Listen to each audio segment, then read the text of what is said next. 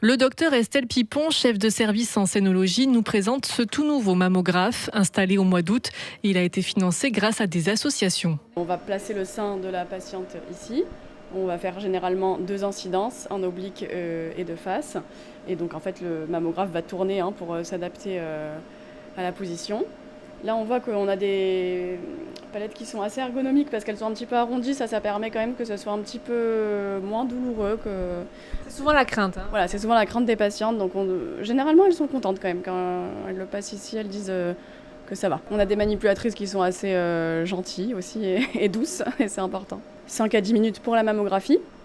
Puis ensuite, la dame va dans la salle d'attente, dans la cabine. Et après, nous, on la voit de l'autre côté, les radiologues, pour faire l'échographie, si besoin.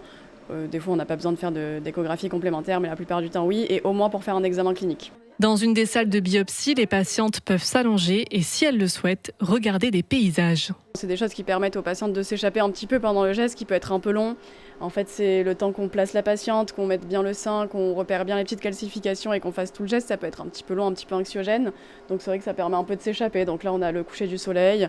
On a aussi des cascades, des petits paysages sympas pour s'évader. Souvent le ressenti, le stress, le fait d'être ici pour faire une biopsie qui est un petit peu anxiogène.